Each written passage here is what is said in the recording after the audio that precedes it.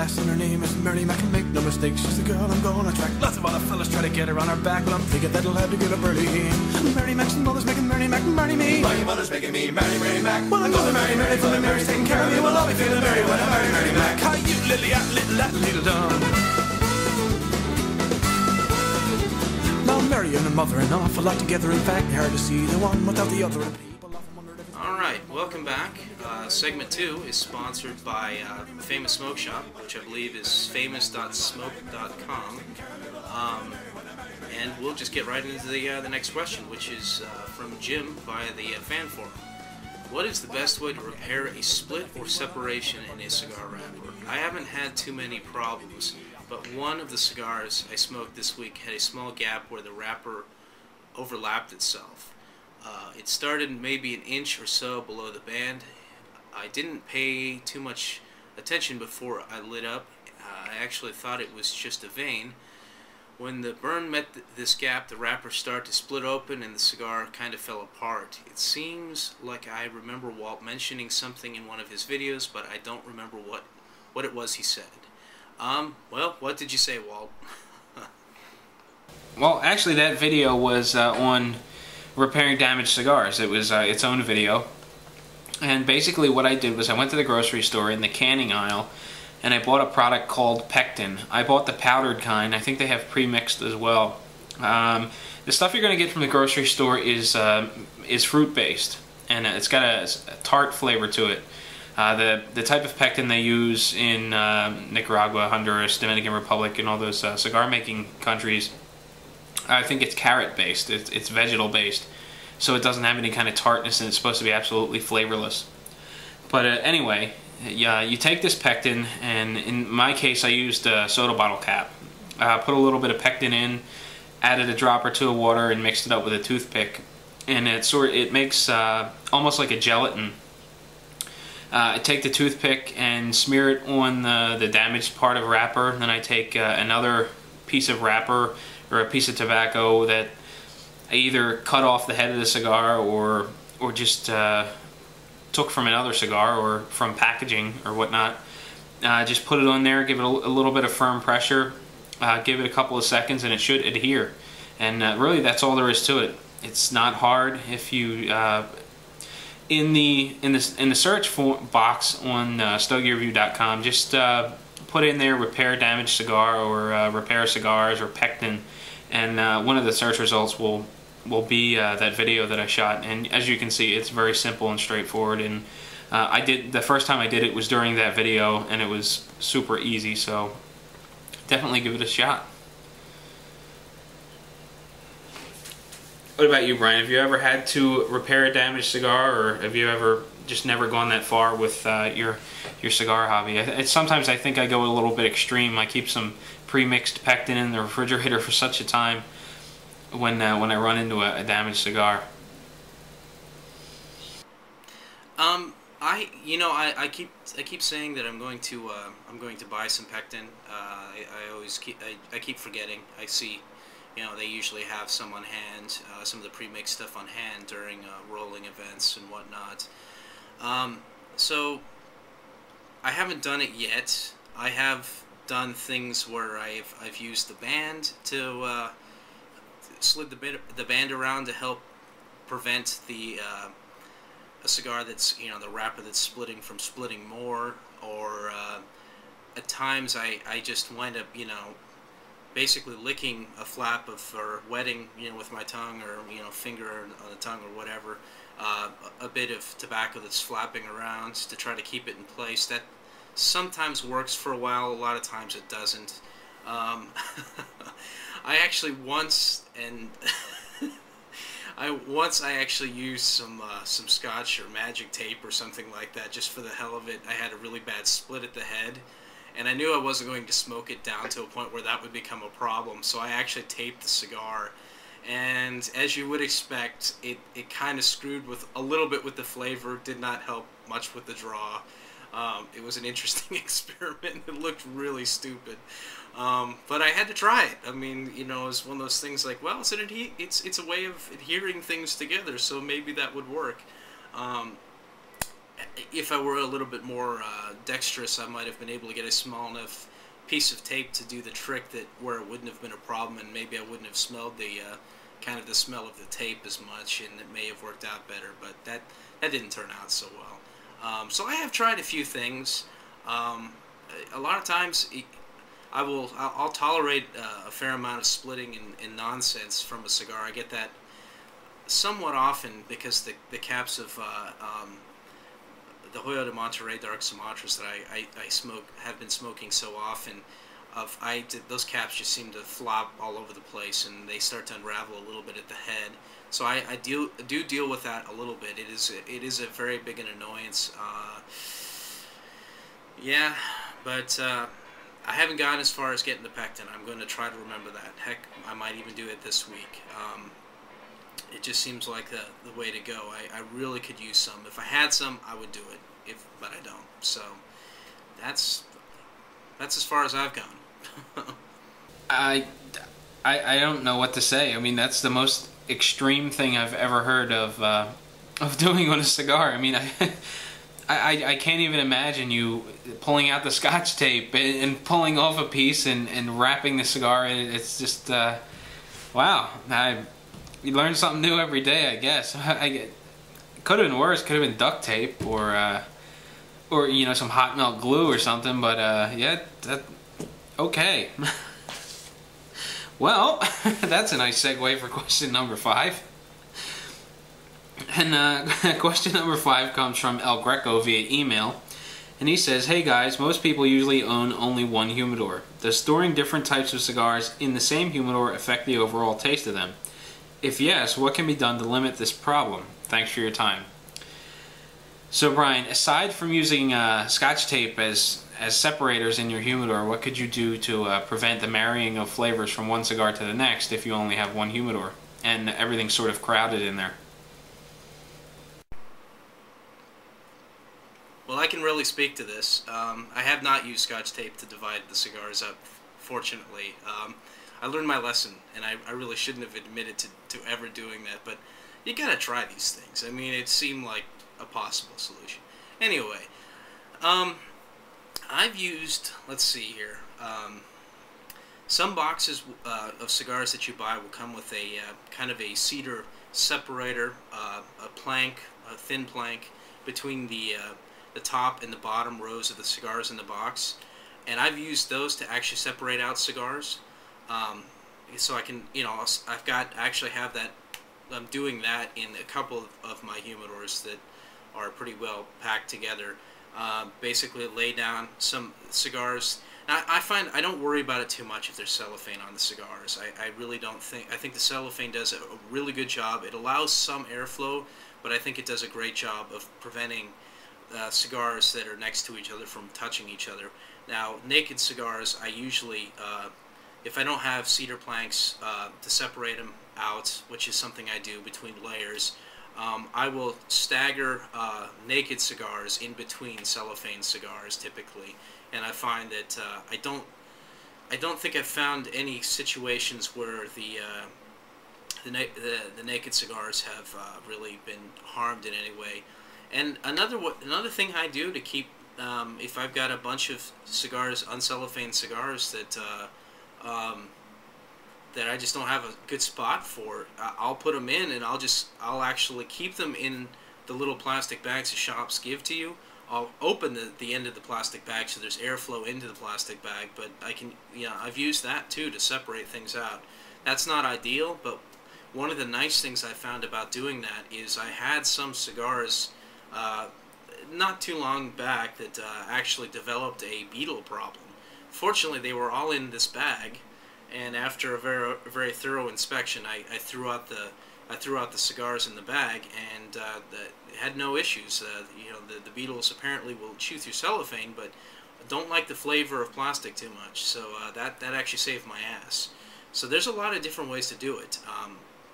But again, I mean, if you've got cigars in cellophane, use those cigars as a buffer between the dissimilar naked cigars. Now, if you take the cellophane off your cigars when you store them, then, well, you're going to have to look into something else. But, if you're buying boxes, You know, you can even, you know, tear apart the box if you need to, and you know, they're meant to store cigars, so you could take the lid and use the lid as a separator between levels of cigars. So there's you have a lot of options. I mean, you can buy. I haven't really gone out and bought any cedar for a while, just because I usually have a bunch of random bits of cedar laying around. But you can buy cedar, so I'm thinking if you needed some dividers, you could actually buy some and cut them yourself. So I think you have a lot of options there, and you probably won't even have to resort to buying your own cedar. Just go into a, you know, cigar shop and, you know, look for, you know, a cigar box maybe, and go through it and see if there's one in there. They'll probably let you keep the little cedar slab that's inside of it, or, you know, whatever. So what do you think, Walt? What ideas do you have for him in terms of separating out the cigars? Well, I think you're absolutely right in the fact that the cellophane is a great divider in itself. I think the only time it really becomes a problem is if you have two naked cigars side by side and the oils are going to transfer from one to the next. I think that's where your marrying comes in at.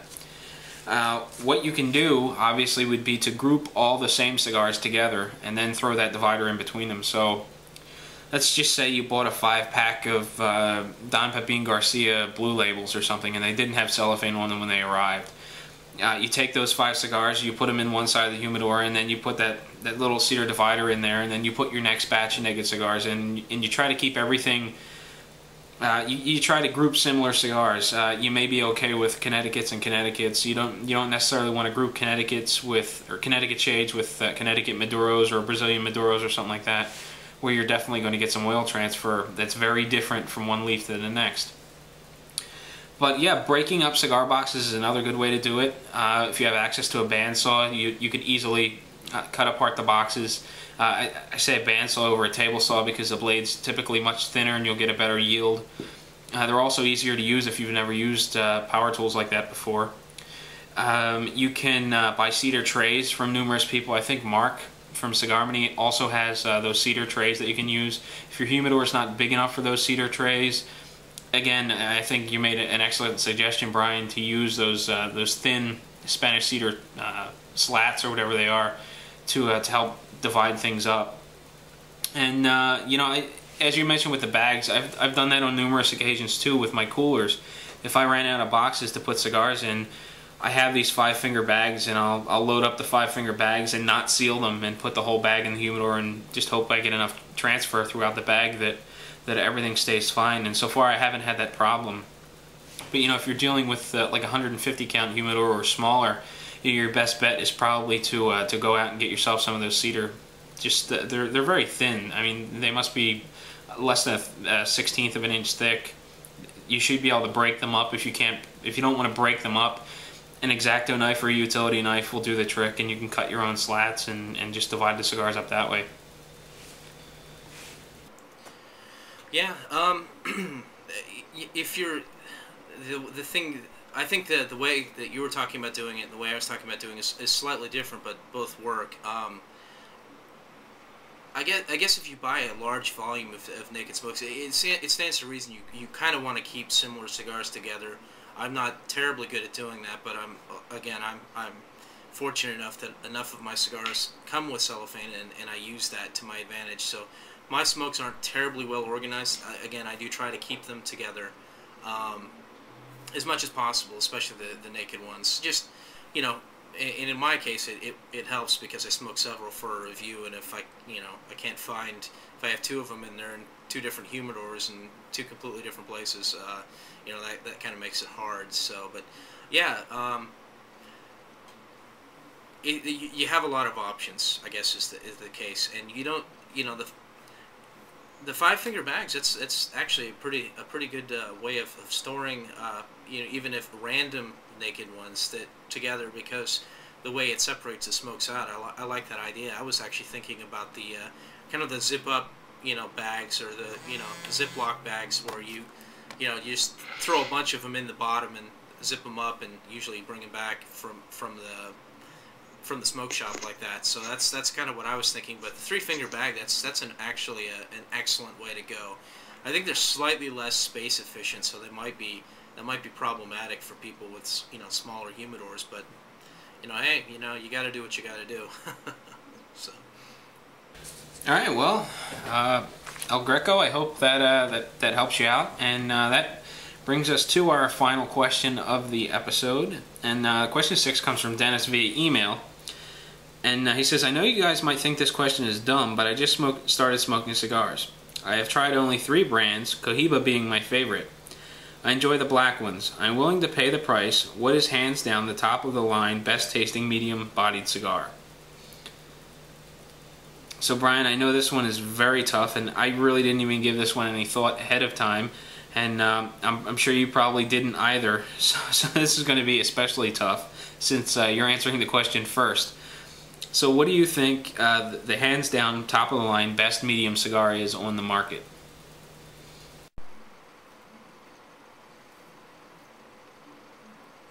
Well, I'd have to say it's a cigar I'm smoking at any given time. Right now, it's a Fuentes Creuset 78 Habanero 78. No, yeah, that's a tough. This is a tough question. And I noticed that Walt cheated and asked 2 questions in a row, so I could be the first one to answer them. So yeah, thanks a lot there, buddy. Way to throw me under the bus. Whew. Medium. That's how I roll. And in case you didn't hear that, he said that's how he rolls. So yeah, now we know how that works. You'll get yours, buddy. You'll get yours. And while I'm talking smack, damn, this is a dumb question. No, I'm kidding. It's a hard one, boy. The best medium cigar. Wow. That's something that's so subjective that it differs from a person based upon the day and possibly even the time of the day. It might make it a little bit easier. Since he's saying price is no option, I mean, are there any very expensive cigars that you just think are fantastic, but you don't buy them on a regular basis because of the price? And do they just happen to fall in the medium range? I know that's not necessarily the best cigar just because it's expensive, and it goes against the grain on the way I think about cigars, but that may be one way of looking at it as far as coming up with an educated guess. Yeah, you know what? I think I'm going to go with a politician answer on this one. Instead of answering your question, I'm just going to answer a question that I think is vaguely related, make it sound like I'm being responsive here. It is the political season after all. Yeah, just a rundown. I mean, money's no option, and I don't know that it really qualifies as medium per se. But the 80th anniversary by the Padron 80th. I mean, you get the money and you don't have a care in the world. And eventually, I hope to be there. I could see myself smoking those all the time. I mean, those are fantastic smokes. Another one. Again, I don't think it really qualifies as medium, really, but the VSG. I've been thinking for a long time that I'm just going to pony up and buy a box. I mean, it's a little, it's a little expensive, but I think it's, if money is no option, I see both of those as phenomenal cigars. They just happen to be really expensive. Padilla 1932. I did actually spring for a box of those. I got a deal on it. Again, not really a medium cigar. Let's see, and I actually don't remember what that retails for. I've been told that it tends to be on the expensive side, so I got a deal on it. I bought it some number of months ago.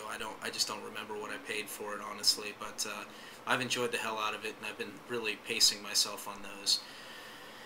Let's see. Man. See, more expensive. Well, let's just go with the expensive theme since I'm answering the question that I've decided to make up.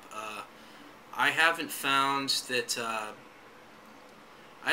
most Grey Cliffs and Gurkhas are really live up to what I would expect for the price. But if price is no option, well, the Grey Cliff I like the most. I think is the bargain level one, which is the 1666. That's not a bad smoke.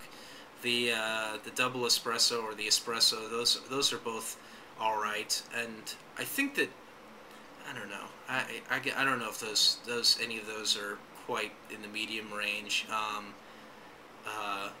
See, also, you know, in terms of, you know, like I mentioned Gurkha, a decent smoke, if, you know, price is no option, is the Beast. I've smoked that. I've kind of enjoyed that.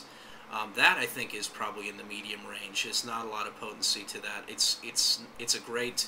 I actually kind of like it, you know, with a cup of coffee. I think that's good. I've had the Titan, thinking that it might be similar. That the Beast is the way to go so far of those like super ultra uber premium smokes that they come out with. Stradivarius, smoked that. Really mild and just not my thing.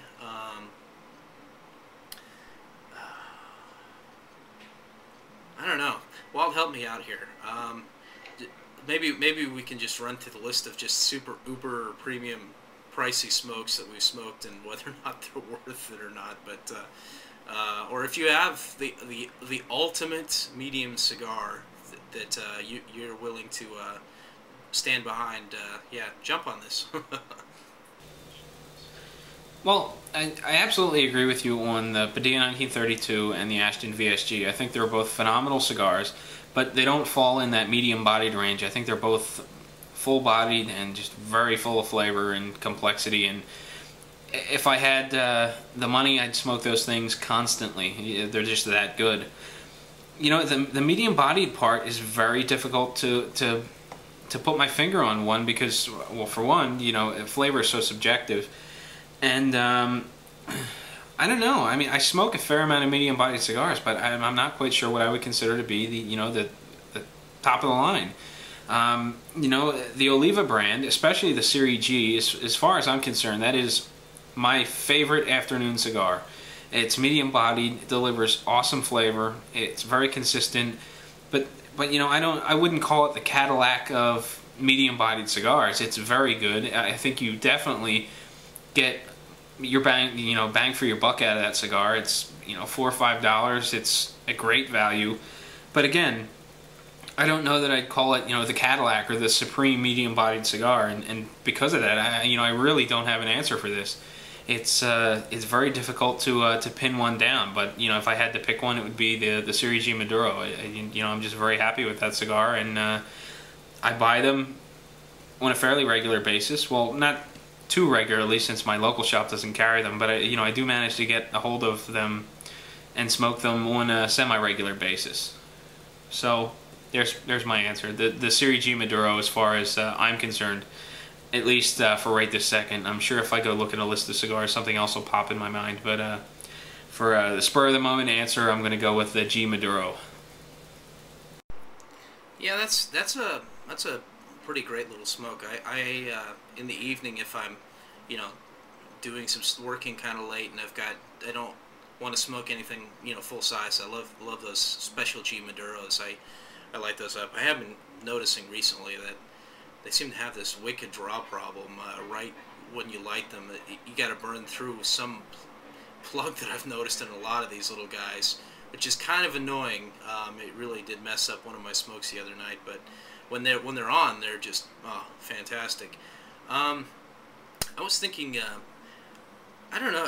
What do you think, Walt? Do you think the Zycar Defiance is kind of in the medium range? Because I really like that one, and that was coming to mind.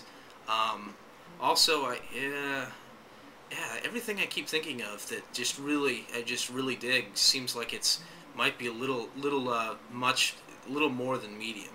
So I didn't really, you know, I thought I kind of smoked the entire spectrum, but it looks like most of my favorites are in the full range. Yeah, I don't know. That's a cigar that I smoke on a fairly regular basis too. Medium to full, maybe. So I guess it qualifies as a medium-bodied cigar. It's, you know, medium to full. And you know, I agree with you 100% on that special G, which is actually why I don't smoke them.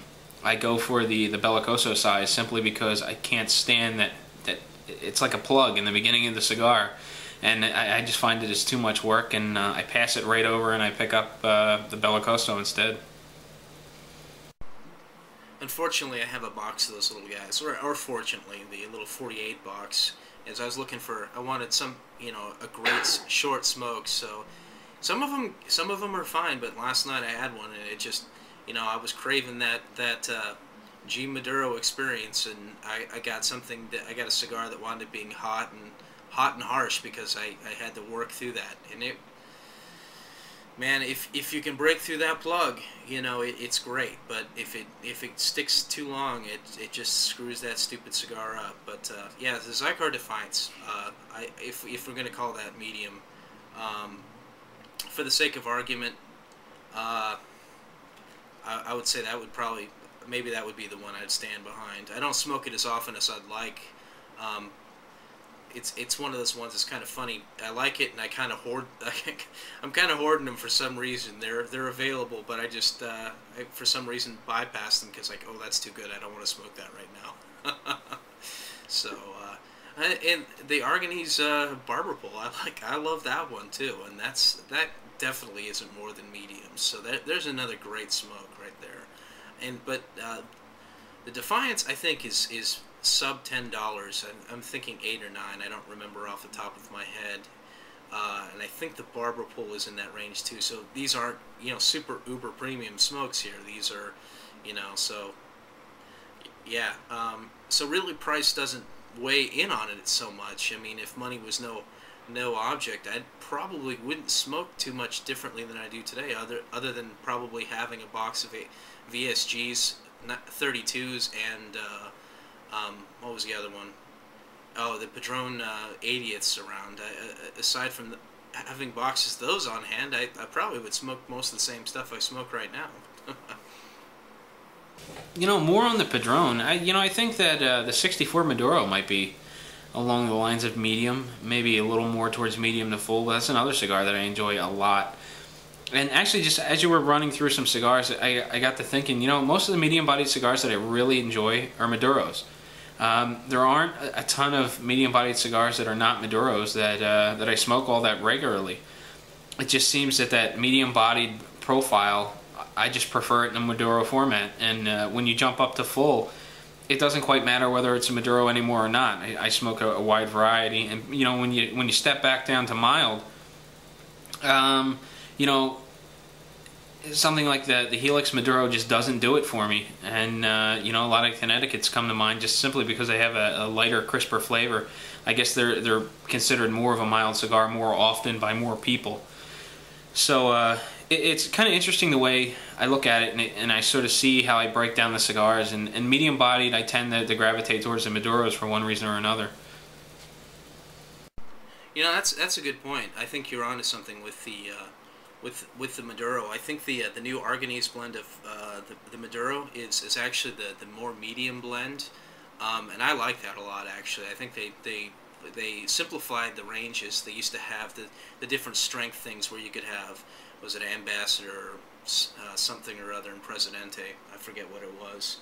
I usually have a band around here, but I don't. Oh yeah, Chairman is in the middle. I think they went with a version of the Chairman blend, which is the medium.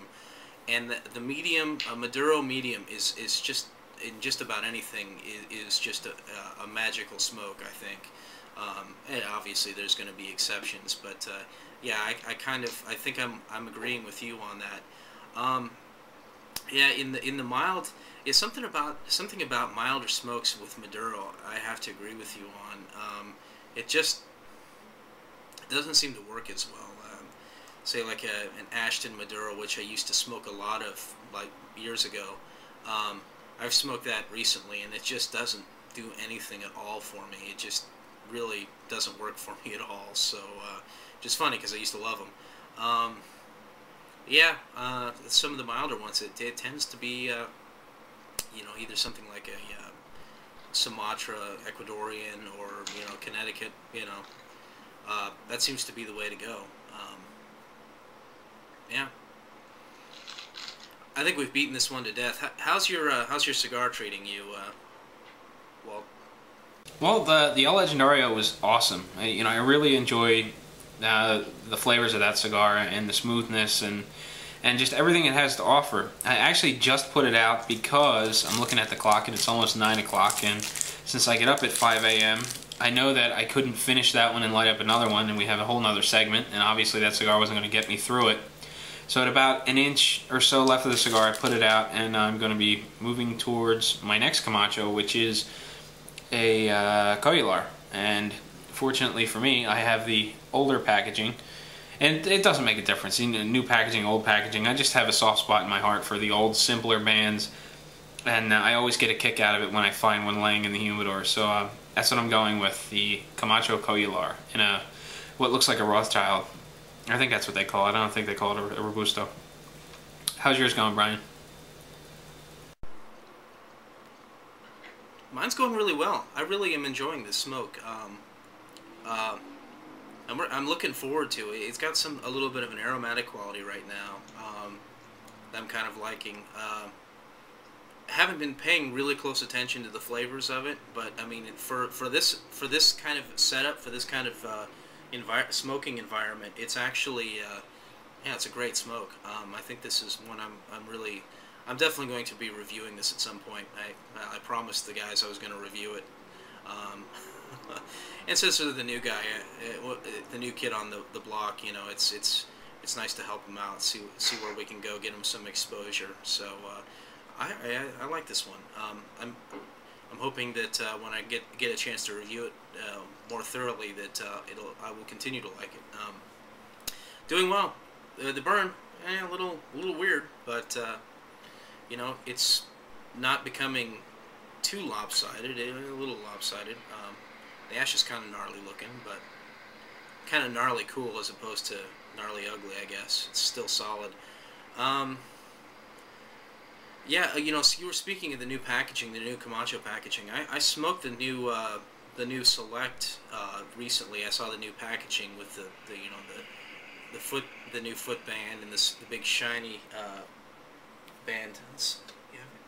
Yeah, I thought I had the band here. I guess not.